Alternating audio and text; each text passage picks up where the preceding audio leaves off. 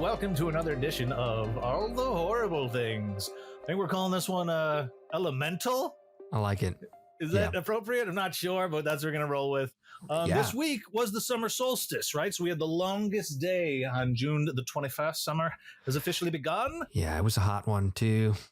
It has been a scorcher of a week. Even last week was pretty deadly, too. But we felt like that would be a good opportunity to kind of look at horror flicks that deal with the elements in some way, whether or not that element, water, fire, wind, or earth, creates the monster or is just the setting, the backdrop for these horrific flicks. But yeah, we decided to draw into the elements. 4, not 5, but we'll have our own 5th element cast at some point, I'm thinking. 5th element.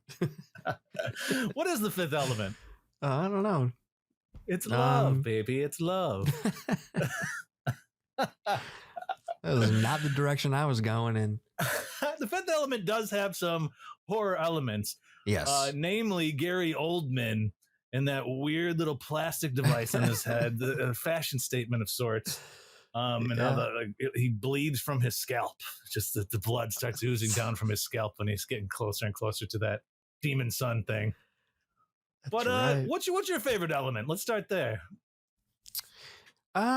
Probably water. Are you a water sign in the stars, astrologies? I don't think so. I'm a Virgo. I don't know what that means. I'm not exactly sure what Virgo is either. Sorry about that. Well, what are you? Well, I'm a fire sign, baby. I'm Aries through and through.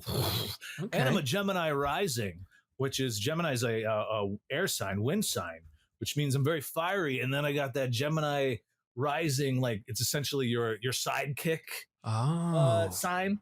And it kind of like brings my fire more alive and ignites it further, that Gemini. All right. It says here, I'm Earth. You're Earth. I believe it. You're a very earthy fellow. But the qualities are cold and dry, which I do prefer the cold. How are you with plants? I enjoy them. I mean, can you keep them alive? Yeah. Because I got a bunch of dead plants cooking over here. Yes. It's too much of the other element, water. Yeah, that could be it. Yeah. And the dryness too. All right. You're Earth. I could see that. Earth and fire are a good combo. I think that's possibly why this is such a huge podcast. It's a hit. It's a hit with all the kids. Well, yeah, let's before we start diving into actual movies, let's talk about some of the horror figures that were kind of like incarnate from specific elements. Okay. Because as a fire, I can't help but associate Freddy Krueger with fire because you had the parents of the kids that he was, kitty fiddling, burn him in that basement. Yep. And that's what gives him his gruesome, iconic look. Fire made Freddy Krueger in the beyond, in the supernatural. Correct. Granted, 100%. He did work in the furnace room too. Like even when he was alive, the furnace was his bread and butter, if you will. Yeah, and I think he might be the most obvious origin story tied to elements. I'm trying to run through some other in my head, and I was just thinking like even Chucky was more of like a voodoo. So where would you put something like Chucky? That's a good point. I do associate Chucky getting burned a lot. He did. He has been burned and melted a lot. Yeah. But you're right. I'm not voodoo. I maybe would associate with air or wind more than or the earth. I'm not exactly sure where to place, but it's definitely not fire or water. Well, as your earth symbol, who do you think represents you the most? You'd mentioned a couple. Oh, right. I would say Pumpkinhead for sure. So tell me more about Pumpkinhead because I'm not really super familiar with this monster. Pumpkinhead is I want to call him a spirit, and he comes from the earth to basically right wrongs. If something bad has happened to you, you go to Pumpkinhead to try to get revenge. So he is brought back from the earth. Yeah, so he's kind of like a Dr. Faustus, make a deal with the devil sort of character. Kinda, yeah. I was unaware of that. Does he have a particular means of slaughter? Oh, well, he is just a massive. I mean, his hands are giant claws, and yeah, he's not exactly like what you would picture, like an animated character with a like a jack-o'-lantern face or anything, but Is he claymation? What do they do? How do they? no. pull him off? They had actually built this practical suit Oh wow! for Pumpkinhead. Man, it's the director. It was his first film. It was Stan Winston. Oh wow! The famous monster maker. Right. This was his Jurassic directorial Park, no. debut. Yeah. So they went No really kidding. awesome on the monster look. Well, that's cool, and that got multiple sequels, right? Yes. And you would suggest it? Why is that one never hit my radar? Like I don't know. I watch Pumpkinhead every Halloween. I just love. Really? Yeah, it's such Okay. an interesting story. Lance Henriksen is the star. I think I've always just been a big Oh. fan of his. Oh yeah, he's great. It's unfortunate. That's It kind of awesome. reminds you of like Pet Sematary, where the Hmm. child is killed. In this case, in Pumpkinhead, it's from some. Speaking of Lance Henrik, here's a little Yeah. side question. Do you prefer him as the robot in Aliens or Ian Holm in Alien? Who's your favorite Ooh. of the two robots in the first two Alien films? Lance. You like Lance? Is all right. All right. Yeah. He did turn out to be a good good Yeah. robot versus Ian Holm's pretty sinister one. Better than Michael Lance is Fassbender. great. Well, his is a That's little my more question. nuanced. He's pretty evil too. Yeah. Yeah. David. I'm a little bummed we're not going to get to see the completion of that second trilogy Agreed. that Ridley had in mind, Agreed. because I would have liked to see where David was going to go with it all. But he killed everyone, right? Right, In those right. movies, both of our heroines. There's no Sigourney Weaver in the second trilogy of the Alien series. That's for sure. But also, we'd mentioned in the Earth, in terms of creatures from the Earth, you have that Rawhead Rex, who we talked about in a previous Correct. cast, and any sort of like creature that comes from the Earth. Let's start with Earth. Why don't we then Okay. talk about some of these flicks we watched in honor of the Earth? Certainly, the first Earth horror movie I'd ever seen. I remember seeing it in a sleepover, probably like sixth, maybe fifth grade, of a kid who's is one of these sleepover birthday parties of a kid that I was sort of friends with, but I didn't really feel like I should have been there, sort of thing. Right. But I was there, so I was really kind of more enamored with watching Tremors than enjoying the birthday party. Huge fan. Huge Fred fan. Ward, R.I.P. By the way. R.I.P. Fred Ward. What was your first experience with Tremors? I mean, yeah, it had to have been a home rental. I'm trying to actually picture that. And it had to have been because I mean, if it was ever to play on TV, they would have probably had to cut a lot of that out. I can't pinpoint it, but I just remember as a kid loving that movie. Yeah. What is it about it that's so appealing to youngins? I don't know. It's because like the worm is scary, but it's a little goofy looking too, Yeah. And maybe it kind of like walk that line of being scary without being like too much. Maybe remember as a kid, you ever play the game The Floor is Hot Lava? Yes. Maybe it's kind of something like that, That makes sense. Yeah. I think Netflix has a stupid show called Don't Touch the Lava now, right? It should be good, but it's not.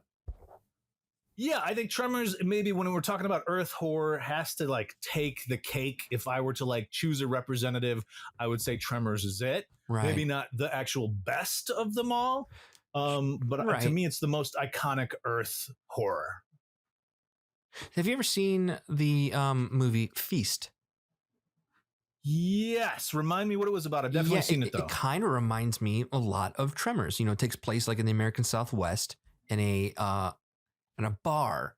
Everyone's trapped in the bar because there are these monsters that are like smaller versions of what you would picture the Tremor monster look like. They've got really sharp teeth. Right. Yeah, that was pretty good for a Very single fun. location horror. I remember really enjoying that. Yeah. Actually, it kind of triggers in my mind. Have you seen Splinter? Splinter is not far from what Feast felt like. Right. But I would say in terms of the best, although before that, is there any moment in Tremors that really rings through to you that like that's the image that you go to when you remember Tremors? I think it has to. It's still one of the earlier scenes in the convenience store where they're all at, and they're jumping from like the shelves. Otherwise, when they're all stuck on the big rock in the middle of the desert. That's a good one too. Yeah. I can't help but I immediately go to the old couple in the car getting snarfed. Like that to me is where my head immediately goes, because you don't see like an old cute couple getting slaughtered that often in horror. No, but why is it so enjoyable? It just is. Damn It just is. But yeah, Tremors takes the spot for the most iconic, I'd say. But the best is number 2 on our list of flicks, and probably Descent. Is Descent the best? Yes. Earth horror ever. I am a huge fan of The Descent. Yes. I've come around to The Descent. I remember seeing The Descent in the theater and maybe having too high of expectations, and maybe I was just not in the right spot to accept it. But I've come around. I've really come around because you have such an interesting dynamic with, especially the women. The women's relationship with one another is fascinating. What did it for you with The Descent? Why is that at the top of your list? Oh man, I sort of just love this lore of these miners who evolved into this. They're just monsters. I mean, the evolution that they have, inbred. They can no longer see because they've been living in a cave. That they're hearing. It's like evolution at its worst. Yeah, they've evolved into predators. Yeah, and for me, the claustrophobia of the film is done so well. There was a second one. Did you watch the sequel? That's yes, one that and has it takes place immediately after the first one. Really? Yeah. Because we only got 2 survivors at the end of the first one, right? Or is it only one? Well, just the one, because remember the friend. I mean, they had this tension between the two, and remember the pickaxe going through the friend's leg. Oh, that's right. And then the girl comes to the surface. They bring her to the number 2 starts off in the hospital room. The survivor from the first, our final girl, is now in the hospital room, and then they make her go back to the scene to like show like, hey, where did this happen? We need you to pinpoint this, and then they're right back into the caves. So it's essentially Aliens, right? We're gonna go back to LD-426, baby. You ready to go, Ripley? Yeah, pretty much. Yeah. Okay. But is it worth watching? Yeah. If you enjoyed the first one, I think so. Yeah. Is the budget upped? Can you tell, or is the story take a hit? No, you can't really tell. Although I believe it's the same director, Neil Marshall. I'm pretty sure. So it feels, like a very good companion piece. I mean, I think I enjoy the first one more, but worth a watch. Interesting. Well, let me talk about here the Earth one I focused on for this week, and I mean, I was looking up movies that horror deal with the Earth. And this one, I remember when I was working in the video store, seeing the cover for it. The cover was so familiar, but for some reason, I never watched it. And that's The Cave. Mm-hmm. Have you heard of The Cave to begin with? Yes. So 2005, right? This is not that far after when The Descent was released, which I believe was a year or 2 prior at most. But here's the pitch for The Cave. Let's do The Descent, but with guys and more money. Literally what it is. The only thing that it ups is, I would argue, the creature design in The Cave, because again, you have this crew. First of all, there's way too many people in this crew that are essentially going down to, sort of scout out to check out this new underground river that's been found. Okay. This one's sort of like earth and water in a big way. And air, actually. The Cave kind of deals with a lot because these creatures are really unique. I'm going to give this movie its creature design and origin, because ultimately there's these mole-like creatures in these caves that they're supposed to be scouting, but of course they just start getting crunched one after another. But the parasites scratch you or bite you or whatever, and then you start turning into this humanoid version of essentially like this demon angel thing where you do grow wings. It really looks like a white xenomorph with wings that can not only fly because of these wings, but it's super fast under the water. It can also climb the cave walls.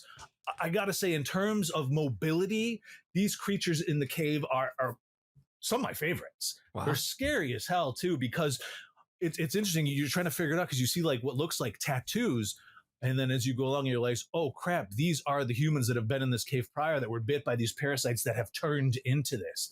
So like the humanity is kind of drained for them, but they still are human sized and have the intelligence to a certain degree of a human. It's legitimately scary at times. And what makes it worth a watch if you haven't, because you haven't seen this one, right? Have not. Lena Headey's in it. So we have Love Cersei from Game of Thrones. And she kind of, in terms of the acting, is what keeps it sort of viable. But granted, as I said, this is not about the women. It's her and Piper Perabo are our only two female characters in this. We have this crew of dudes, and really it's in the way that the Descent deals with female dynamics. I really feel like the Cave was trying to do that with male dynamics, because you got the brothers that are vying for power, and it's done halfway decent, because one of the brothers is the one that's bitten by the parasite and he's starting to turn, but he's the one with the most like ability to get them out of the cave. So everyone's like realizing, oh shit, this guy is turning, but he's also the only hope we have. So he's asking his brother to like, you know, back me up, even though when he was human, he was kind of like negating his brother's ability. Right. And at the same time, you got like the underlings vying for power.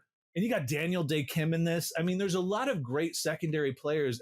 Morris Chestnut, who Buffy fans are going to remember him as the principal in the final season. It's a solid cast, very bro-y, I guess you could say. But it makes it that much more satisfying to get them, you know, to kill him head off. crunched. Yeah, to kill him off. It's basically like no one asked for this movie, but it's enjoyable.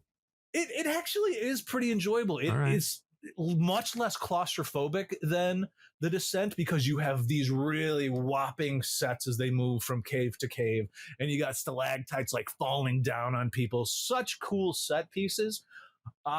Granted, I think Piper Perabo is wasted. As a huge Coyote Ugly fan that I am, Piper Perabo came off as like such a secondary character in this. Her ultimate, her death scene, let's put it, is awesome. It's probably my favorite scene in the whole thing, because she's climbing up this crazy wall. She gets to the top, and then of course there's that monster and scares her off. She like flies back, barely survives with her safety rope, you know, with the rock climbing. But then the thing starts crawling down at her. I don't want to ruin the rest, but let's say there's crawling, there's flying involved, and slice and dicing. Her death is the best part of the movie, if you ask me. Granted, I think she maybe has 4 or 5 lines prior to that. For someone in 2005 who it seemed like had a trajectory to be more than the secondary character. Yeah. And it's not like it's a Steven Seagal thing where she dies early. This is like 60%, 65% of the movie that she finally bites it. Are you talking about the Steven Seagal executive decision? Yes. Steven Seagal executive decision. First 15 minutes. And I mean, that's why I went to see executive decision. I was a huge Seagal fan at that time. Sure. So was I. Of course. So I was so happy to see him go. Yeah. I didn't hate him like I hate him now, though, with all the Russian stuff. Right. At that time, it was surprising. Let's put it back then. Yeah. But I got to give it to the Cave. I feel like it did a really good job of making the Earth legitimately scary and creating a new kind of creature that we haven't seen before, where it's this mole parasite. Speaking of which, side note, first guy to ever discover dinosaurs, speaking of from the Earth, William Buckland. He was a gentleman who went out of his way to eat every animal he possibly could. And when asked what the worst tasting animal was, he said it was the mole, which makes sense if you're not getting any sun or whatever. So that's just a little side I thought note. he was going to say human. Oh, you know what? I bet human tastes pretty good, but I'm just going to leave it there. Moles, that makes sense. Moles. You got to have that sun. But these animals, the way they fly, the way they swim, the way they crawl, are worth watching the movie in themselves. All right. These creatures are pretty cool. And I got to give it, the Earth can create some scary ass creatures. Oh, yeah. How about you? What do you want to talk about from Earth? This is a good segue, because mine is basically the Earth pissed off. And this movie, The Last Winter, was created in 2006, but is more relevant today than then. It is all about, global warming.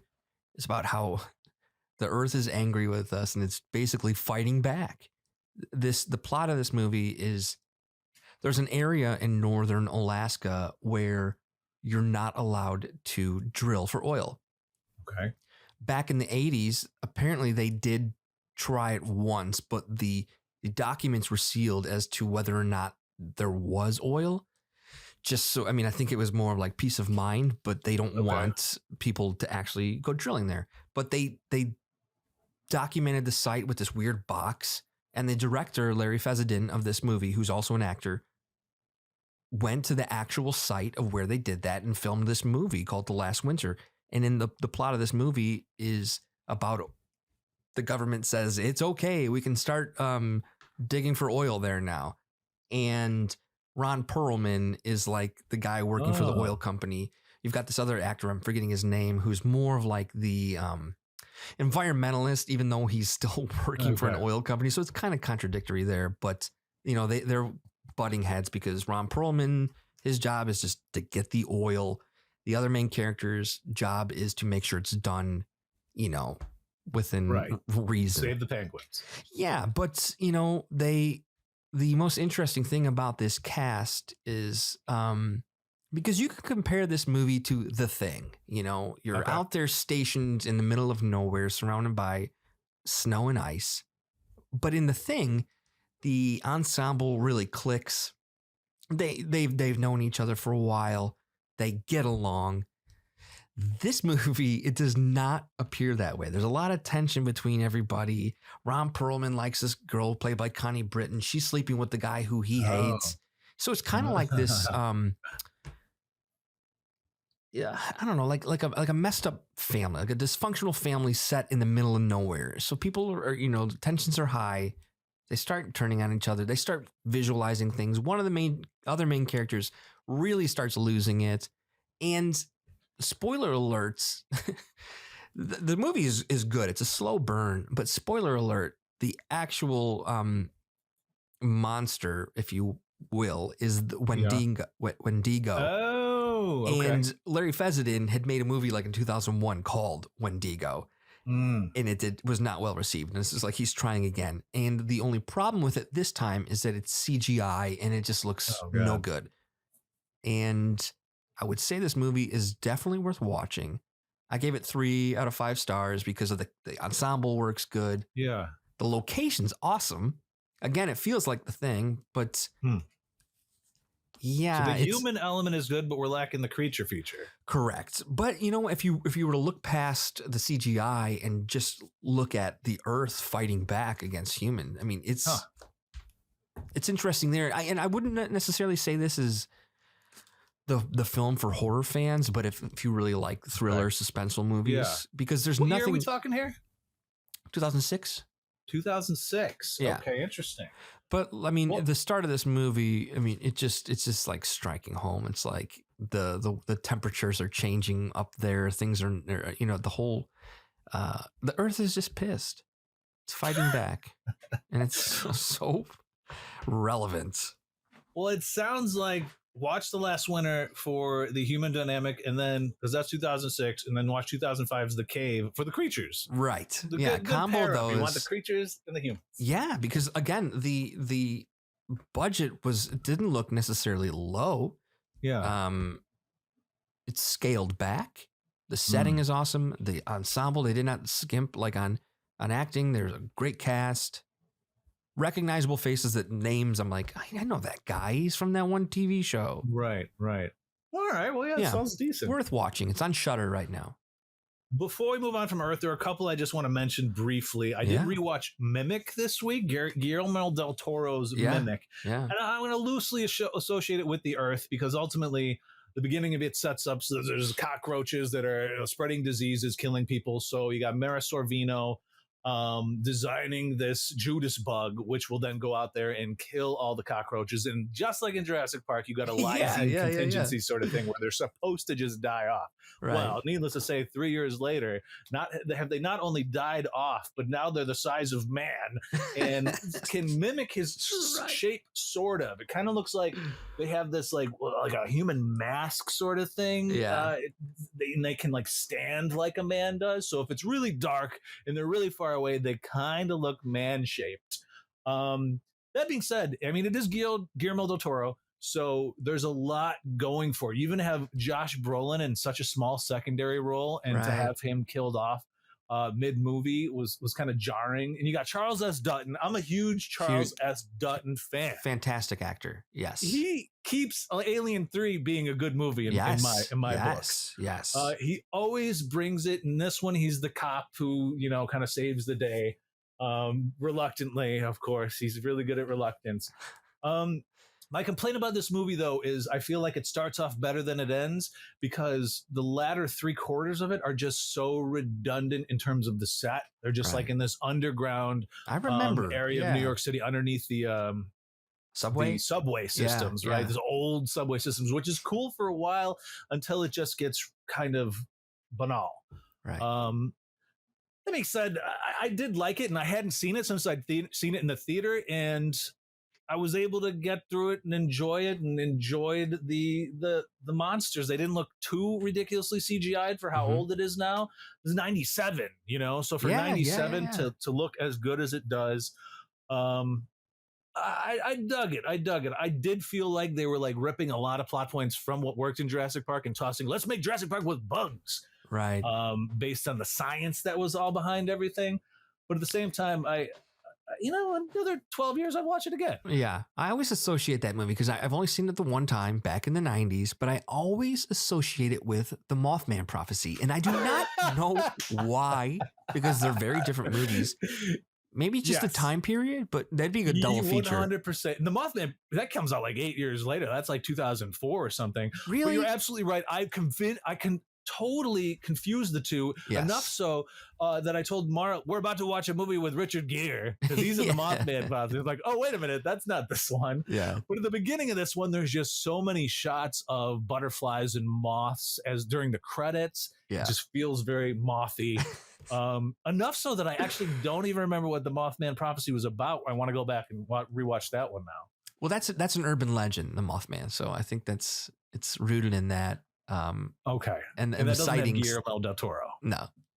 No. Well, we should come back and focus on that movie another time. We should just do an episode about 90s horror, That's not a bad idea. Because it's a time period where people don't remember loving the 90s horror, but there are some real gems in there. There's some gems. Very science-oriented horror, Yeah. Yes. One that kind of like is reminiscent that's more contemporary is Splice. You've seen Splice? Oh yeah. Yep. Splice is great. We should talk about that one too. And Species. The last one I want to mention about Earth just briefly is kind of a comedy horror called Corporate Animals. Came out a couple years ago. You got Ed Helms, you got Courtney Cox going on a corporate retreat, and then they end up stuck in like this cavern. Just they're all locked in there. Ed Helms gets completely squished really early. It's very good. I highly suggest it. I laughed considerably, and it's super gory. And the ending, when those that survive get out and are talking to the media, it's great. The final press conference is worth watching the movie alone for. But I don't think a lot of people had heard of it. It must have gone straight to streaming or something. But Corporate Animals has some chops. And if you're into Earth horror, seeing them survive underground together as people that are, colleagues that really don't like each other that are stuck together versus these other ones, Descent, you got friends. Even in The Cave, you got people that are working together that like each other and they're meant to be down there. It's not a corporate retreat where you're stuck in a cave together and contemplating eating one another. It's worth a shot. Would you classify Pet Sematary as Earth horror? I think so. Yeah. I think yeah. So I'm just thinking probably more iconic than Tremors. What do you think? I'm showdown, Tremors versus Pet Sematary. What wins? I don't know. It's tough. That's a tough one. Tough. But I would say Tremors just is more earthy throughout. Yes. Whereas Pet Sematary, it's just the mechanism. Yeah. For the horror. But that's a good point. When we're talking about Freddy coming from fire, I think you can consider Pet Sematary the one where the demons and monsters come from the earth. Let's move from earth to water, since The Cave really was water-esque too. Okay. And I just want to mention, I associate Jason with having been drowned. That final scene in the first Friday the 13th where he jumps out of the lake. Absolutely. You see it actually again in future incarnations. Jumps out of the lake. He was theoretically drowned, right? Supposedly had drowned. Yes. So he's a product of the water, if you ask me, in contrast to Freddy's fire. But before we jump into the water, let's just mention we will be doing a Shark Week cast. So we're kind of going to not talk too deeply about the water like we just did Earth. We're going to mention some highlights. Like, for example, what would you say is some of your horror highlights in water that aren't super shark based? Oh, wow. Yeah. I really have to think about this one. The Meg. The Meg is still, well, I guess it's a it's sort not of a shark, but it's a fun. Yeah, it's a fun. It was fun. I saw that in the theater with my mom. She hated it. Well, here's one that I'd say I was finally able to recently watch this movie called Alligator. And now this was one of the movies that spawned off of, the same way you had all the slashers from Halloween. We had all these other movies coming from the success of Jaws.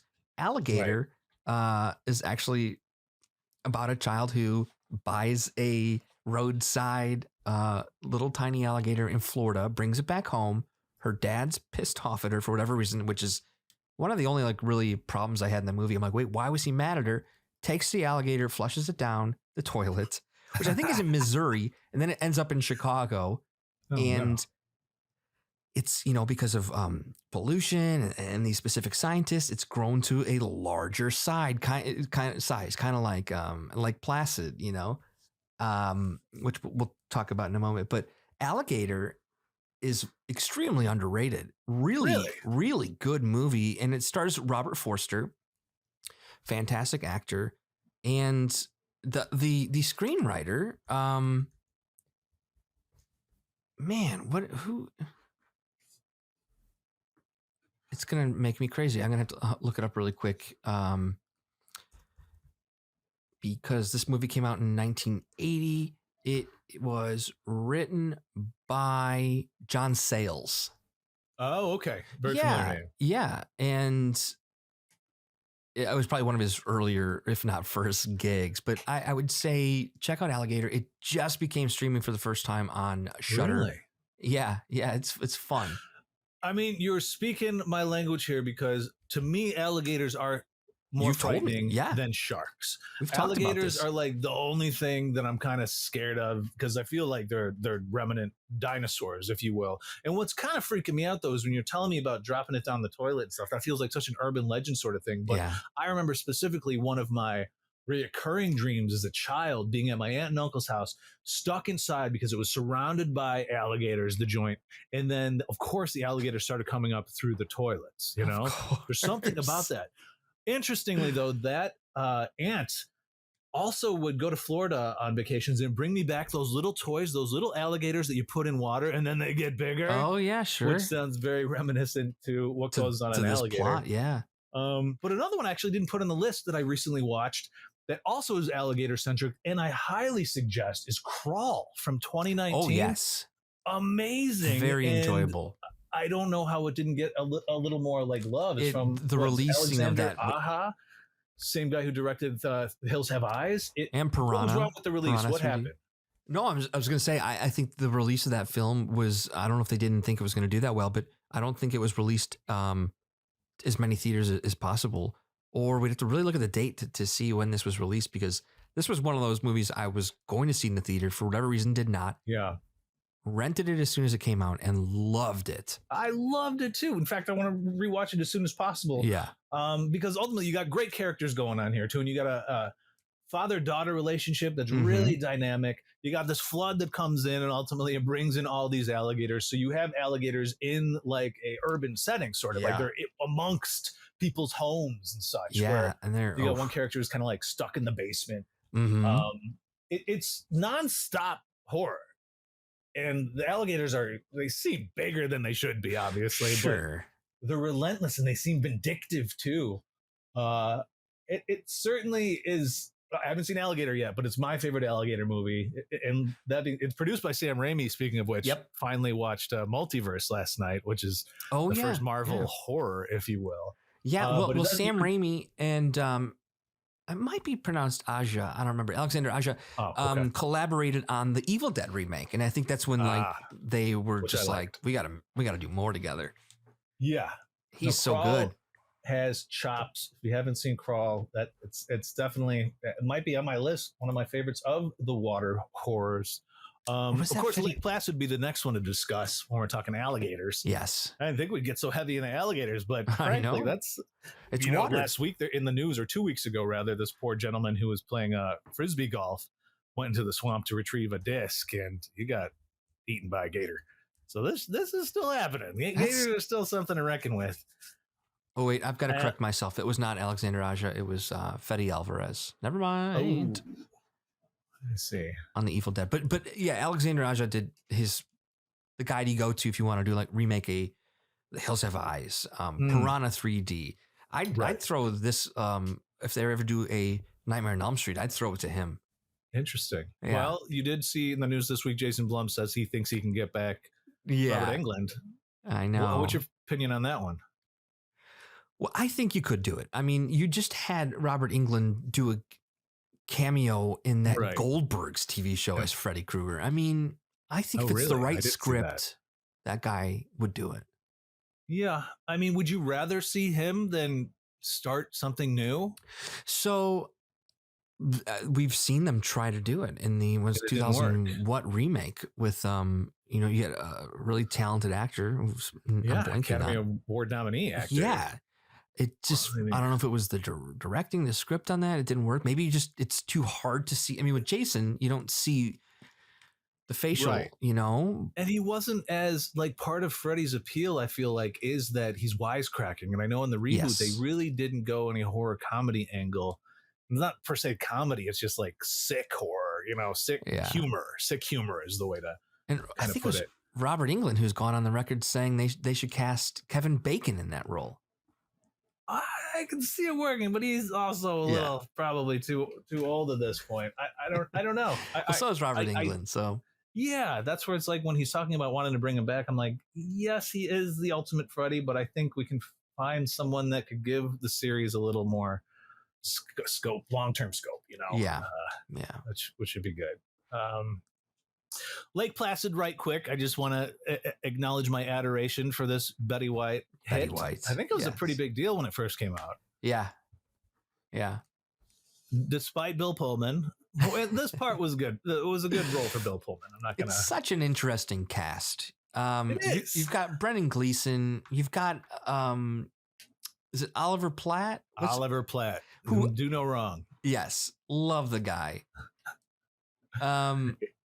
But yeah, what an interesting group of people coming together. This felt very much like a 90s big action movie, but what is it, Bridget Fonda? This is when she was super hot too. Right. I always liked her. I always thought she was halfway decent. I mean, one of my favorite flicks with her is with Billy Bob Thornton and the Bill Paxton. It's the one where they're in the forest and they find the bag of money. Yeah, where they're the criminals. Or oh gosh, it's an allegory for Chaucer's Prisoner's Tale. I can't think of the name right. It's so good. Yeah. Great movie. Beyond alligators, what are we talking about? Plan? Yes, A Simple Plan. A Simple Plan. Thank you. Yes, beautiful. That's a great movie. Yes. When I've taught Chaucer, I always use that when I'm teaching A Prisoner's Tale because it's so very close to what goes on in Chaucer's Tale. Piranha, you mentioned. Piranha's scary to me. They're maybe even scarier than sharks because you're dealing with, you can poke sharks in the eye. You know, what are you going to do with 100 piranhas around you other than become a skeleton, Seriously. Just a swarm of anything, I think sometimes is scarier than one big monster. Agreed. Now the original Piranha was Joe Dante directed that, but I mean, if we're going to talk about Piranha, we could talk about the ridiculous remake by Alexander Aja with the massive cast. Right. I mean, it pokes fun at Jaws right at the very beginning. It has Richard Dreyfuss. Doc Brown? No, Richard Dreyfuss in the boat in the beginning. That's right. Yes, Christopher Lloyd is in it as well. Lloyd. The cast is loaded. Eli Roth's in there. It's a hoot. It is a hoot. It's a romp. Yes. Definitely worth a look. Bloody, very bloody. Super bloody. Yeah. Maybe one of the goriest water horrors ever. Yes.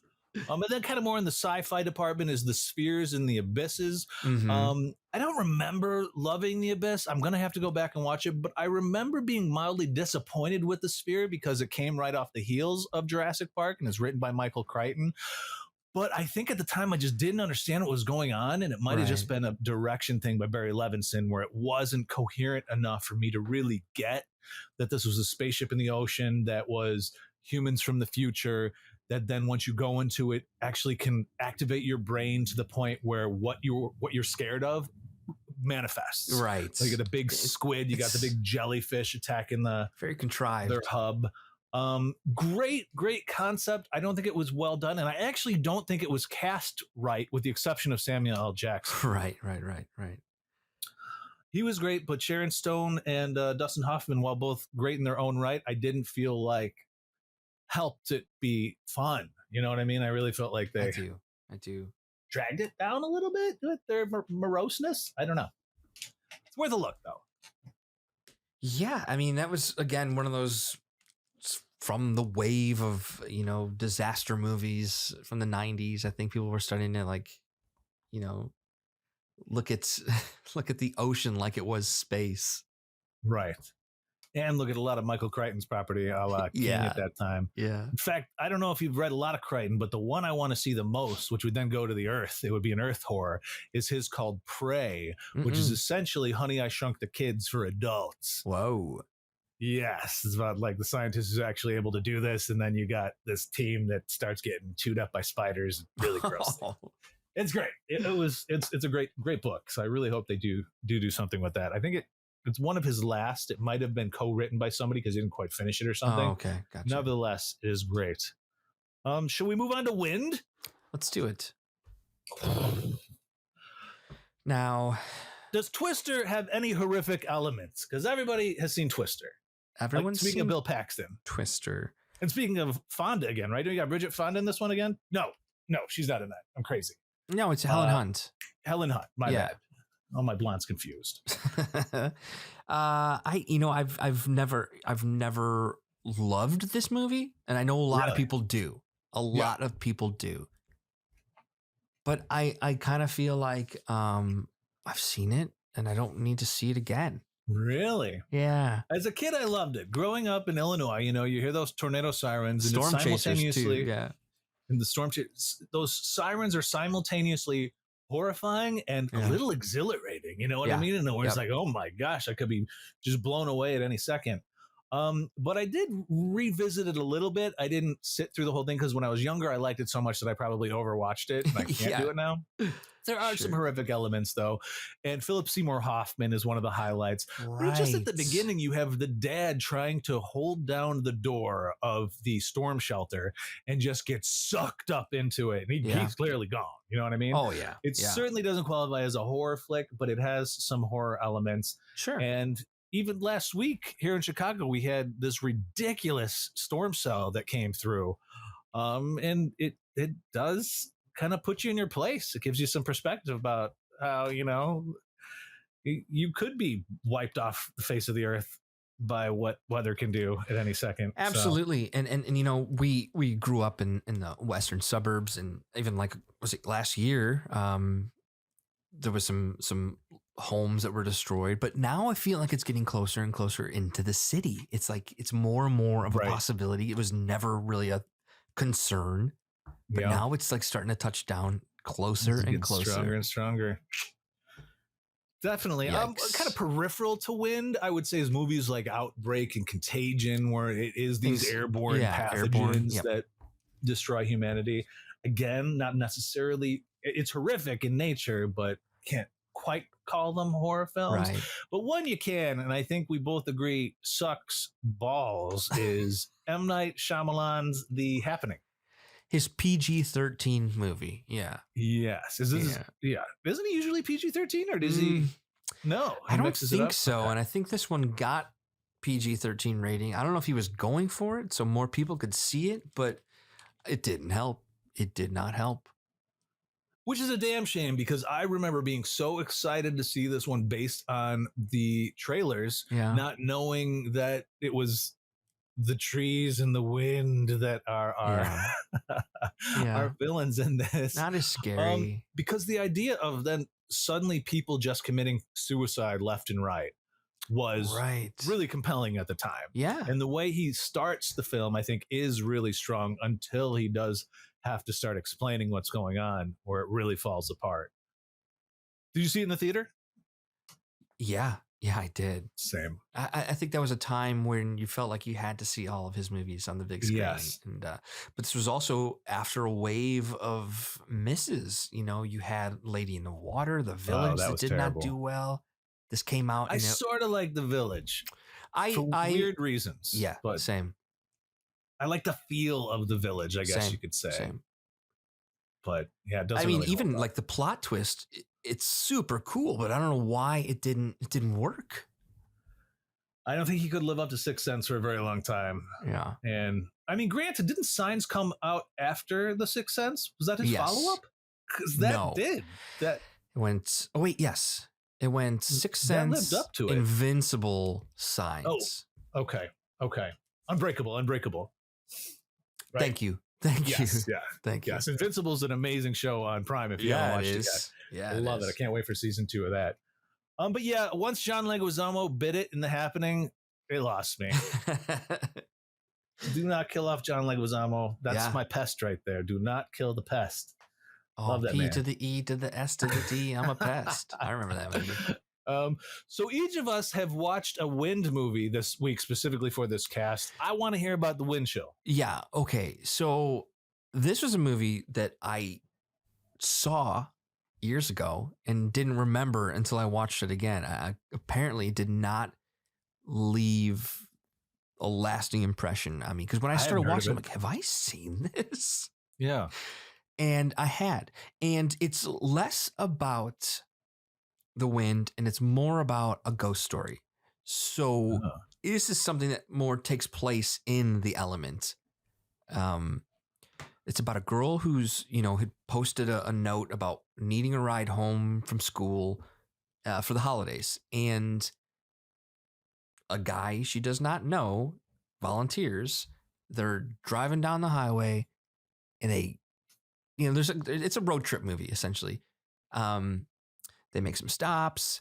Next thing you know he takes this shortcut, like on the 606 or something, and a car comes barreling down and does not move, and they swerve and then they crash. Yeah. Now they're stuck out there. So this is where the elements do come into play, where it's limited their chances. Like he tries to go back to the gas station.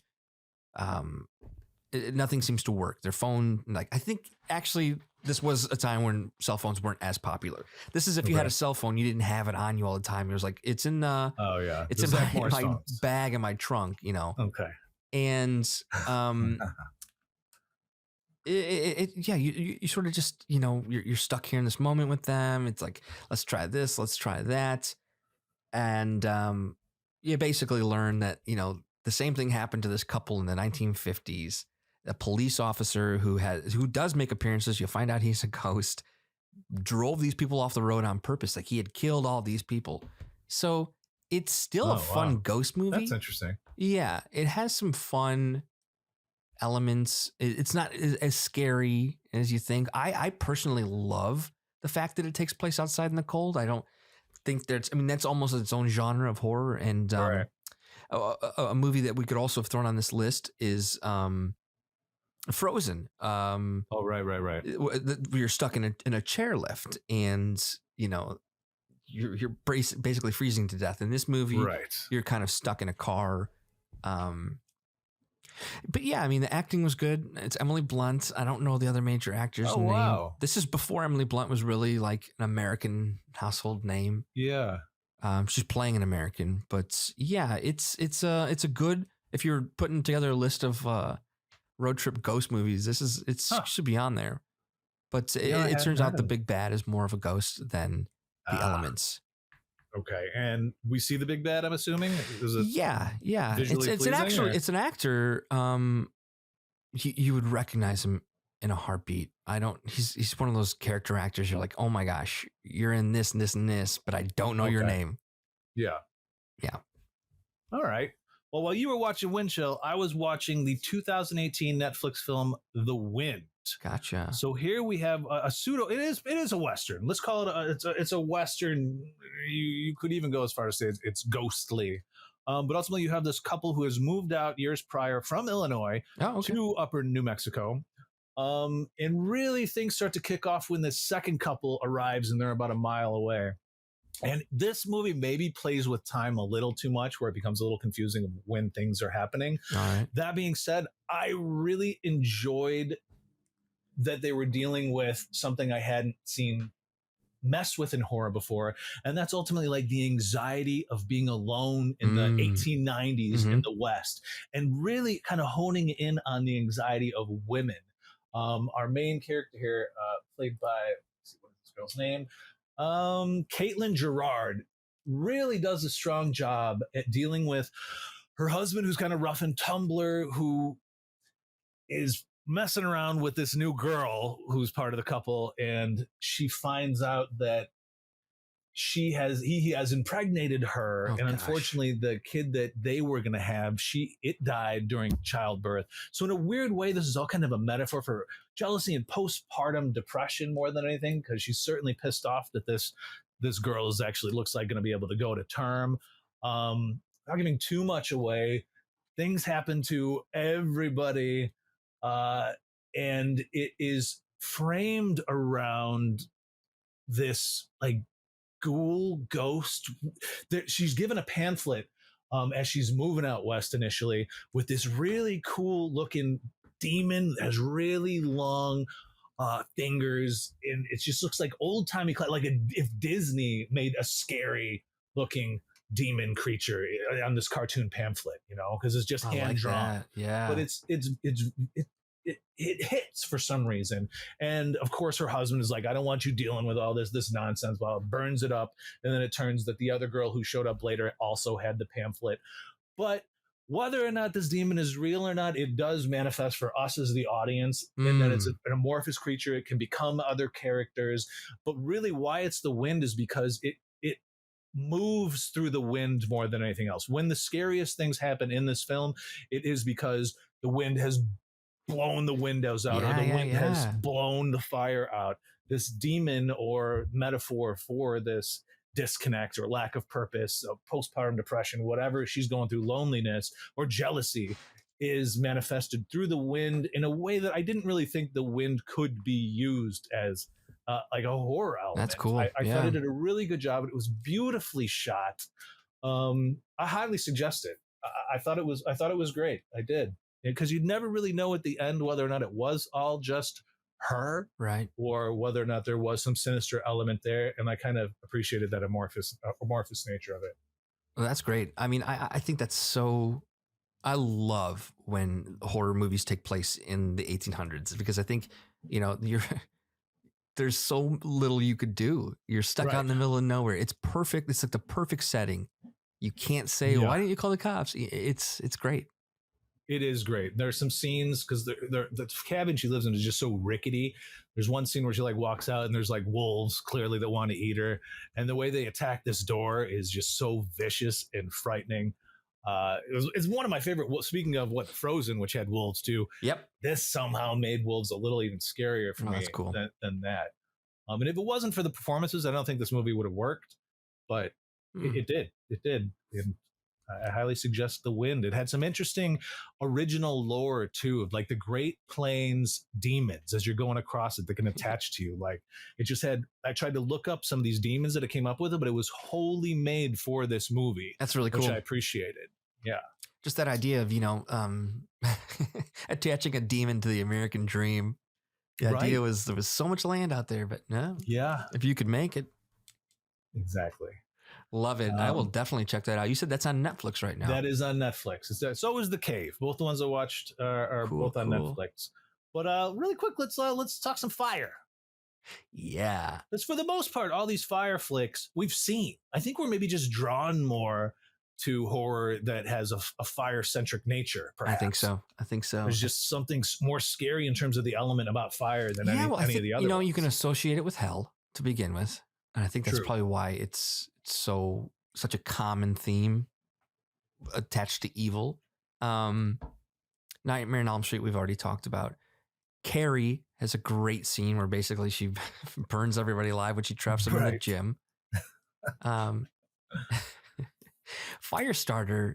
Now, I had seen the original with Drew Barrymore, and I remember, this is a Stephen King story, and I don't remember this movie being all that well done, but young Drew Barrymore really steals the show, and it kind of reminds you of Carrie in the sense that somebody has telepathic powers, right? Or even Stranger Things, right? Because when I was watching the remake of it, I really felt like they were trying to steal a Stranger Things vibe. Oh yeah, but she's this 11. preceded Stranger Things. Do they play the whole she's been manipulated by the government to be given these powers? Yes. Does her father also have powers? Oh, that's a great question. I don't remember. I just remember, the government. You've got a major actor like George C. Scott who was pulled into this movie. I don't think so. Because that is a huge part of the new one with Zac Efron. He has the ability to what they call push, and that is kind of get somebody to do what he wants when he kind of like cricks his neck in a weird way. Yeah. Like his eyes start to bleed and he's able to get people to do what they want. But she not only is a fire starter, but she also has this push power, as well as her mom had telekinetic power, but her mom bites it pretty quick. Right. It was really, really crappy, I would say, as a whole. I did not enjoy watching it. I was happy to have finished it because it was a movie that took me 2 times to get through, It just, I don't think it had that Drew Barrymore quality. This little girl was fine. Right. But just the story was so weak and it felt so derivative. Granted, I know it came prior to Stranger Things. It just didn't feel like anything fresh was going on there enough to. Well, they were hoping that, because it's so similar, like, and this is the resurgence of, or just remaking all of Stephen King's properties. When Stranger Things is heavily influenced by Stephen King to begin with. It is. They probably should have reconsidered this. Remaking a Stephen King movie is incredibly dangerous already. I know. They need to remake Langoliers, though. I'm going to say that every freaking cast. Yes, they do. They do that.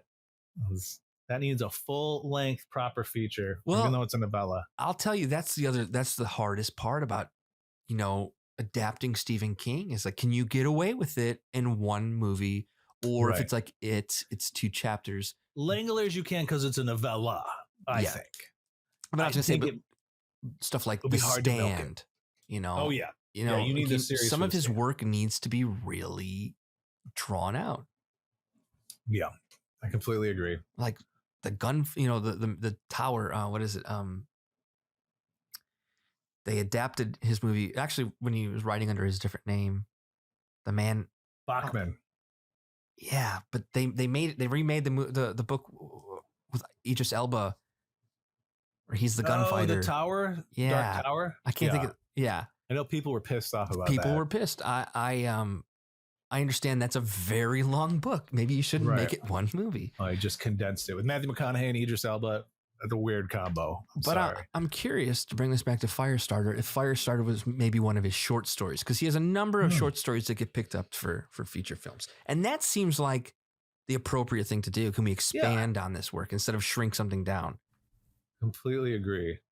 But it's not worth a look. I wouldn't even bother. If you enjoyed the first one, just leave it there. Leave it with Drew. Kind of like a peripheral fire one that I was thinking about, and when I saw it in the theater at like 12 or whatever. Terminator 2 Judgment Day, because ultimately that nuclear bomb is just everyone's destroyed by fire. I know it's a little peripheral, but that to me freaked me out. That movie starts off with that really great voiceover too, right? Overlooking, basically our future. It's always Crunchy Skulls, and then they bring it full circle into the lava at the end with the thumbs. That's right. Thumbs up. Very true. Yes, Terminator, I would say if it's guided by any one element, it's going to be fire. 100%. That new Gretel and Hansel was really good too. And of course, it's tradition to take out the witch with fire, which does occur. Highly suggest that new one. It has the girl from It. Yes. Who's really good. Yeah, I enjoyed it.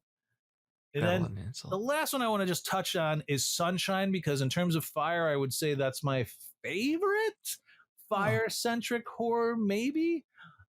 because you have this crew going to reignite the sun, essentially. Right. Doesn't get more fiery than the sun. It does not. And the first 3/4 of this movie are so strong. 28 Days Later strong because it's from Danny Boyle. That's it's right. Danny as Boyle. good as that in terms of production, character development. Goes off the rails a little bit in the last act. But that's the last act is kind of what makes it horror qualifying. All right. In a weird way. And I didn't mind it. It kept me on my toes. Even it was like, what the hell's going on now? I still enjoyed it. And we're talking just fire-centric horror. It's really rooted in fire, the sun. You got to give it to Sunshine. I'd have to agree with you. That scene in the theater was impressive. I remember quite liking it. You know, there's another scene that comes to mind when I think of fire, and it's that scene in Hereditary. Oh God. Yeah. And they also always try to kill Michael Myers in a fire. The end of the 2018 version where he's trapped in the basement. Oh, that's right. And he comes back with a burnt face mask. And then there's something holy about fire. Midsummer too had the fire. Yep. And I was just going to tie that back together with the Wicker Man, which we've talked about. Oh, yes. Burning up the Wicker Man. Full core tends toward fire. Yeah. In fact, revisiting the wind, it could be considered a full core. Yes, I would agree with that. It definitely could. And then finally, we would be remiss if we didn't mention one that combines all the elements, Sharknado. I've never seen Sharknado. I saw the first one. It's terrible. I mean, if you get a drinking game with it or something, maybe. But it's, ion zeering. No, thank you. Yeah. Tend to avoid things that involve anyone that was on The Apprentice, Celebrity Apprentice. That's a good rule of thumb. Is that maybe, what is it? That amazing guy from SNL who plays the critic. What's that guy's voice? John Lovitz. John Lovitz is my one exception. All right. To having been on That's The Apprentice. That's a good exception. Yeah. Well, yes. Happy summer, people. Happy summer. We hope, Midsommar. This elemental horror cast gave you something to consider. See which element really speaks to you the most. Yeah. And do yourself a favor and stay out of the sun, or if you're going to do it, wear some sunblock.